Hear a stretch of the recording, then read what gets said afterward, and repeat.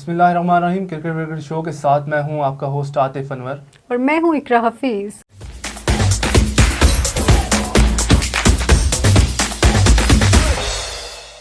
जी बहुत शानदार था जी पहला टेस्ट का मैच और दोनों जानिब से बहुत अमेजिंग परफॉर्मेंस का मुजाहरा किया गया और बदकिस्मती से मैच हम हार गए, लेकिन जो परफॉर्मेंस थी वो दोनों तरफ से अच्छी थी। कुछ प्लेयर्स ने पाकिस्तान की जानिब से डेब्यू किया था, जी उनकी परफॉर्मेंस भी माशाल्लाह से बहुत अच्छी थी। उसके बाद फिर जब उनका इंग्लैंड की टीम ने यहाँ पर जब इस्लामाबाद जब रावलपिंडी पहुँची तो पीसीबी की जानिब से उनका इस्तकबाल भी बहुत अच्छा किया गया। उनके जो फैंस थे उनकी जानिब से बहुत अच्छा इस्तकबाल किया गया। उनको फिर सिक्योरिटी माशाल्लाह से बहुत अच्छी फराहम प्रोवाइड की की गई गई थी। और उनके जो होटल्स वगैरह में जहाँ उनकी रहाइश थी वहाँ पर भी माशाल्लाह से उनको बहुत अच्छी जो है सहूलियात फराहम की गई ताकि उनको किसी किस्म की मुश्किलात का सामना ना करना पड़े। और एक और दिन देर से ताखीर होने से शुरू का भी इम्कान था, जो वायरल इन्फेक्शन का जो शिकार हाँ हो गए थे। हाँ बिल्कुल, वो कुछ ऐसा था कि उनको जब वो यहाँ पर आए तो चूँकि बिल सर्दी भी थी और उन्होंने कपड़े जो हैं वो बिना बाजू के कपड़े पहने हुए थे, तो उसकी वजह से उनको बहुत सर्दी भी लग गई और वायरल इन्फेक्शन भी जो है आजकल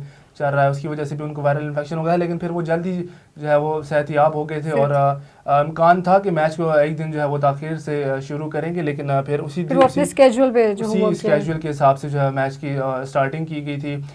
लेकिन मैं समझता हूँ कि ये 17 साल बाद जो है इंग्लैंड की टीम यहाँ पर आई और उन्होंने अपना माशाल्लाह से इतनी अच्छी परफॉर्मेंस भी थी और एक तो ये था कि वो 17 साल बाद आई है तो हमें उनको जाहिर सी बात है मायूस भी नहीं करना था, तो बिल्कुल ये भी एक अच्छा हो गया कि वो मैच जीत गई अच्छा और खेल गए, अच्छा टीम अच्छा गए। खेले फर्स्ट दोनों उनका तरफ मैच से। तो अच्छा गया। लेट्स सी जी के जी, मुल्तान में अब क्या होता अभी है। तो 2 मैचेस बाकी हैं और अगला मैच जो है वो मुल्तान में होगा, तो देखेंगे कि उसमें क्या होता है। क्या होता उम्मीद तो यही कि इंशाल्लाह ताला वहाँ पर भी ये है कि क्रिकेट अच्छी होनी चाहिए। मेन जो इशू है। होता है बिल्कुल कि वो क्रिकेट अच्छी होनी चाहिए। हार जीत तो जाहिर सी बात है, गेम का हिस्सा है, किसी ना किसी ने जीतना है, किसी ना किसी ने हारना है।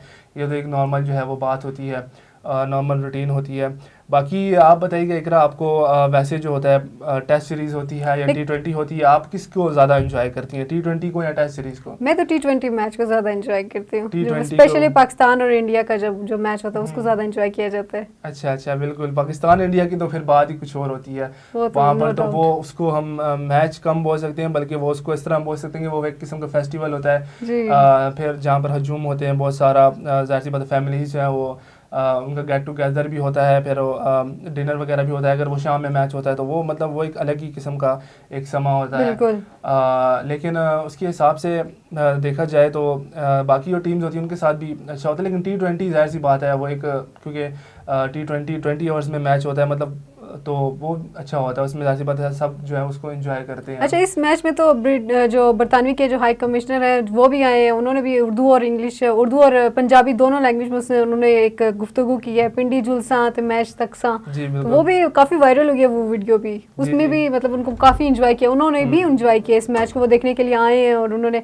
हमारी लैंग्वेज को भी उन्होंने बोला है, तो ये तो बहुत मज़े की एक जो है बात हुई है। जी बिल्कुल, और उन्होंने बहुत अच्छा एक मैसेज भी दिया है, बल्कि पूरी दुनिया को बहुत अच्छा मैसेज किया है कि पाकिस्तान माशाल्लाह बहुत एक बिल्कुल पुरअमन मुल्क है। पॉजिटिव उन्होंने पॉजिटिव मैसेज किया है। मैसेज दिया है कि पुरअमन मुल्क है, यहाँ पर दूसरी टीम्स को आना चाहिए और मैच खेलना चाहिए। और जाहिर सी बात अब देखें, उन्होंने वो रिक्शे में बैठ के और मैच देखने गए हैं, उन्होंने वीडियो बनाया, उनका भी जाहिर सी बात यही मकसद था कि पाकिस्तान एक पुरअमन मुल्क है। फिर उन्होंने कहा जी पिंडी जुलसा ते मैच तक सा, और उन्होंने जाहिर सी बात ये हिंद को ज़बान में ये एक मैसेज दिया है, फिर उर्दू भी बोली है उन्होंने।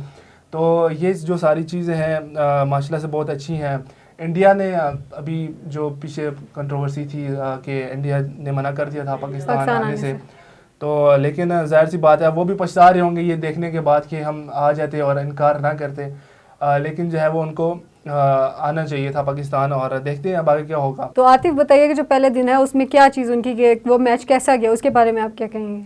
पहला दिन जी स्टार्टिंग ऐसे हुई कि पहले दिन उन्होंने इंग्लैंड ने टॉस जीतकर और बैटिंग का फैसला किया और उनका प्लान जो था वो यही था कि हम तेज़ खेलेंगे तेज और तेज़ ही यानी कि स्कोर्स बनाएंगे। इब्तदाई से तेज बैटिंग हाँ, स्टार्ट करेंगे। इब्तदाई से उन्होंने तेज़ बैटिंग का फैसला किया और उसी के साथ उन्होंने उसी गेम प्लान के साथ खेला जिसकी वजह से वो जीते।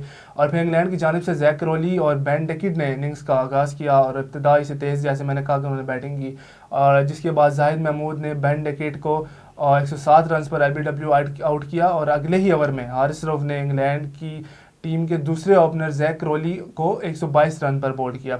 इंग्लैंड के बैटर जो रूट 46वें ओवर में 23 रन पर जाहिद महमूद ने उनको भी एलबीडब्ल्यू जो है वो LBW आउट कर दिया था।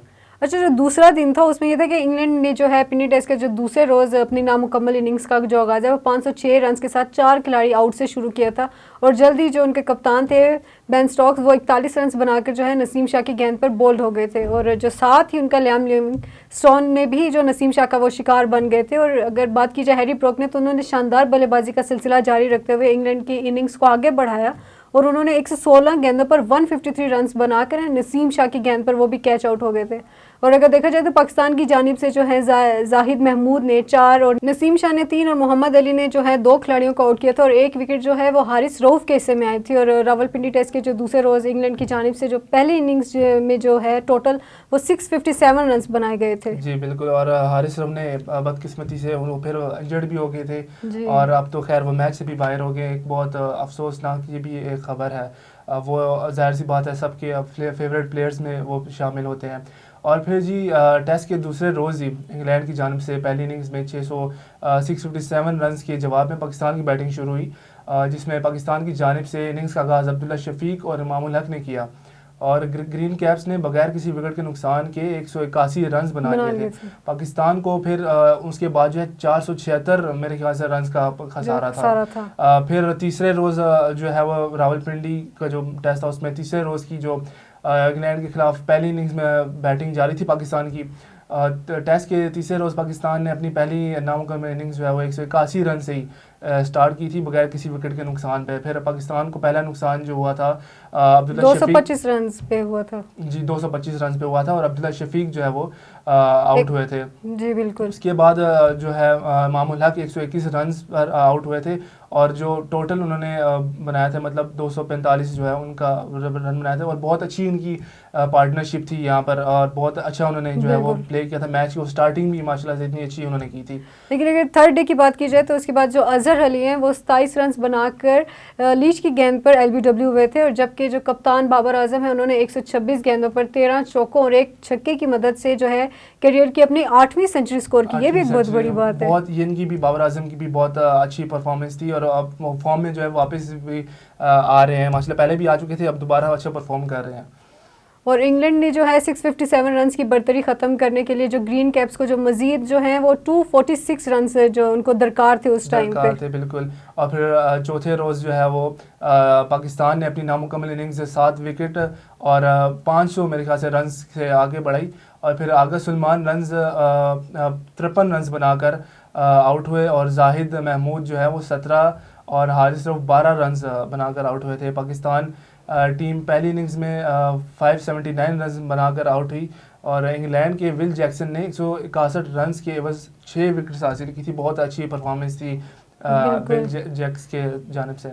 और जो चौथे दिन जो था जो इंग्लैंड की बैटिंग हो रही थी उसमें जो पहली इनिंग्स थी उसमें 78 रन की बर्तरी के साथ जो है इंग्लैंड ने दूसरी इनिंग्स का आगाज़ किया था। तो जो सेंचुरी मेकर बेन डिकिट को 0 पर नसीम शाह ने बोल्ड आउट किया था और ओली पॉप भी 15 रन पर मोहम्मद अली का शिकार बने। जैक क्रोली को 50 रन पर जो है मोहम्मद अली ने मैदान बदर किया। फिर जो रूट ने हैरी ब्रोक के साथ 96 रन की शर्कत लगाए लेकिन जो रूट जो है 73 रन बनाकर जाहिद महमूद की गेंद पर जो है उन्होंने कैच थमा दिया था उनकी गेंद पर और कप्तान बेन स्टोक्स कोई रन भी ना बना सके। हैरी ब्रोक ने और विल जैक्स ने साथ मिलकर जो स्कोर जो है वो रन तक पहुंचाया और विल जैक्स ने 24 रन पर 248 के साथ जो आगा सलमान का शिकार वो हुए थे। जी उसके बाद फिर चौथे रोज़ का आगाज़ हुआ और फिर चाय के वक्फे से कबल नसीम शाह ने हैरी ब्रोक को 87 रन पर बोल्ड कर दिया था। फिर वक्फे के दौरान इंग्लैंड की ने ये फैसला किया कि जी हम मैच को डिक्लेयर कर रहे हैं और फिर उन्होंने मैच को डिक्लेयर किया और फिर दूसरी इनिंग्स जो है वो 7 विकेट और 264 रन पर डिक्लेयर कर दी और फिर जो मैच जो ड्रा होते हुए नज़र आ रहा था उसमें जो है वो डिक्लेयर करके उन्होंने जान डाल दी और पाकिस्तान के लिए 340 रन का हदफ जो है पाकिस्तान को मिला। जवाब में चौथे दिन के इख्तिताम तक पाकिस्तान ने 2 विकेट पर 80 रन जो है वो बना लिए थे चौथे रोज़ पर।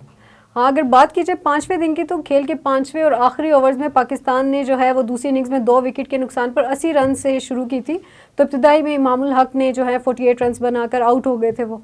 और अगर बात की जाए इमाम के आउट होने के बाद मोहम्मद रिजवान और जो सऊद शकील है उन्होंने इंग्लिश बॉलर्स के खिलाफ जो है मज़ामत की और 87 रन की शाकत कायम की। जो मोहम्मद रिजवान उन्होंने 46 रन बनाकर पवेलियन लौट गए वो वापस, लेकिन ये काफ़ी डिफिकल्ट था। साउथ शकील ने भी डेब्यू टेस्ट में रन्स मुकम्मल किए और 76 रन जो हैं वो बनाकर आउट हुए। आगा सलमान जो हैं वो 30 रन और रिटायर्ड हर्ड होने वाले अजहर अली जो हैं वो 40 रन बनाकर रोबिन्सन का शिकार बने थे। खेल के जो आखिरी रोज़ जो है इंग्लैंड के 343 रन के हदफ के ताक़ुब में जो है पाकिस्तान टीम जो है 268 रन बनाकर आउट हो गई थी और इंग्लिश टीम जो है वो 22 साल बाद पाकिस्तान में टेस्ट मैच में कामयाब हुई है। और इंग्लैंड ने इससे कबल दिसंबर में 2000 में कराची में पाकिस्तान को 6 विकेटों से हरा दिया था। से हराया था, मतलब बहुत ज़्यादा गैप था। और खैर हमने फिर एक और दफ़ा इंग्लैंड को मौका दे दिया जी जीतने का। और फिर जो है खैर जी पिंडी टेस्ट में पाकिस्तान की तरफ से 4 प्लेयर ने डेब्यू भी किया था। और जो प्लेइंग 11 था वो मैं ज़रा आपको बताता चलूँ कि उनमें अब्दुल्ला शफीक, इमामुल हक, अजहर अली, बाबर आजम, सऊद शकील, हारिस रऊफ, मोहम्मद अली, जाहिद महमूद, मोहम्मद रिजवान, आगा सलमान और नसीम शाह शामिल थे। ये जी प्लेइंग 11 थी पाकिस्तानी टीम की। और 3 टेस्ट मैचों की सीरीज़ में इंग्लैंड को 0 की बढ़तरी हासिल है। और अगला मैच जो है वो 9 दिसंबर को मुल्तान में खेला जाएगा। जी बिल्कुल, अगला मैच तो अब मुल्तान में खेला जाएगा। अगर अगले मैच की बात की तो इंग्लैंड क्रिकेट टीम के कप्तान हैं बेन स्टोक्स ने टेस्ट क्रिकेट में मजीद उन्होंने कहा है कि वो तसव्वुराती काम करने का अज़म उन्होंने जाहिर किया है। और इंग्लिश टीम के जो कप्तान है बेन स्टोक्स का ये भी कहना है कि जो अब ये हफ्ता ये मैच चलेगा टेस्ट जीत कर वो सीरीज़ अपने नाम करने के लिए हमें जो है तसव्वुराती और जिद्दत पसंदाना होना पड़ेगा उनको। और ये तो वैसे ज़ाहिर सी बात है, हर टीम का यही होता है कि हमने जो है मैच जीतना है और अच्छी परफॉर्मेंस करनी है, तो इसी तरह से ये भी कर रहे हैं। लेकिन ये भी कहा मुल्तान में जो है मैच वो ताखीर से शुरू और जल्द खत्म होने का भी इम्कान है, ये भी वहाँ पर भी किया जा रहा है। कुछ ऐसा कि एटमॉस्फेयर के कुछ इश्यूज हैं वहाँ पर अभी, जैसा कि धुंध वहाँ पर बहुत ज़्यादा है। उसके बाद पिच का जो है वो बहुत ज़्यादा डिफरेंस है। अगर पिंडी स्टेडियम की पिच देखें और फिर मुल्तान की पिच देखें तो बहुत ज़्यादा डिफरेंस हमें नज़र आ रहा है। बल्कि पीसीबी की जानिब से जो है जब रावलपिंडी टेस्ट जब जारी था उसी वक्त जो है उसके आखिरी रोज़ मेरे ख्याल से पीसीबी की जानिब से एक बंदा भी भेजा गया था ताकि जो मुल्तान की पिच है उस पर थोड़ा सा काम किया जाए, उसको मेंटेन रखा जाए ताकि स्कोर जो है वो ज़्यादा ना दिए जा अच्छा, बेन स्टोक्स का ये भी कहना है कि जो वो टेस्ट में जो है 350 ओवर्स का खेल हो और अगर उनके लिए ऐसा होता है तो वो 300 जो मजीद खतरे का मोल लेने वाला उनको बनना पड़ेगा। अब देखते हैं कि मुल्तान में अब ये टेस्ट मैच जो है कैसा होता है। मार्क वुड जो है वो कह रहे हैं कि वो भी फिट है और उनका खेलना कह रहे हैं कि वो भी यकीनी है। और जो बेन फॉक्स है उसकी कहते हैं वापसी की गारंटी नहीं है, उनकी वापसी की गारंटी नहीं है। बेन फॉक्स जो है वो इंजर्ड हो गए थे जिसकी वजह से उनकी वापसी जो है वो थोड़ी सी मुश्किल है। फिर जी खैर पाकिस्तान के खिलाफ मुल्तान में जो खेले जाने वाले दूसरे टेस्ट मैच के लिए इंग्लिश टीम ने कंडीशंस को मद्देनज़र रखा है और रखते हुए प्लेइंग 11 पर भी गौर फिक्र उन्होंने की है। और बरतानवी मीडिया के मुताबिक इंग्लैंड की टीम ओली पॉप को ही बहैसियत विकेट कीपर खिलाने पर गौर कर रही है। ओली पॉप ने पहले टेस्ट में बेन फॉक्स की जगह विकेट कीपिंग की थी। विकेट कीपर बेन फॉक्स तबीयत नासाज होने की वजह से जो है वो टेस्ट मैच वो नहीं खेल सके थे, जबकि इंग्लिश ऑलराउंडर लियाम लिविंगस्टोन घुटने की इंजरी के बायस जो है वो सीरीज से बाहर हो गए थे। और जी मुल्तान में 9 दिसंबर को जो है वो मैच होने वाला है और इंशाल्लाह ताला यही उम्मीद है, यही दुआ है कि पाकिस्तान जो है वो ये मैच जीतेगा और इंशाल्लाह ये टेस्ट सीरीज भी जीतेगा इंशाल्लाह। अभी पहले तो वो है इंग्लैंड के नाम हो चुका है, लेकिन लेट्स सी कि आगे क्या होता है। पहले तो हो चुका है, अब इंग्लैंड जाहिर सी बात है एक की बर्तरी से वो ऊपर है, उसको बर्तरी हासिल है। और लेकिन इंशाल्लाह ताला आगे जो मैच होगा अब मुल्तान में होगा, मुल्तान में इंशाल्लाह अच्छी परफॉर्मेंस देंगे। उसके बाद फिर अगला मैच जो होगा उसमें भी पाकिस्तान की जानिब से अच्छी परफॉर्मेंस ही होगी। हमारी दुआ तो यही है और पूरी उम्मीद भी है। तो इसी दुआ और इसी उम्मीद के साथ हमें दीजिए इजाज़त, आपसे मिलेंगे इंशाल्लाह अगले प्रोग्राम में। तब तक के लिए हमें दीजिए इजाज़त। अल्लाह हाफ़िज़।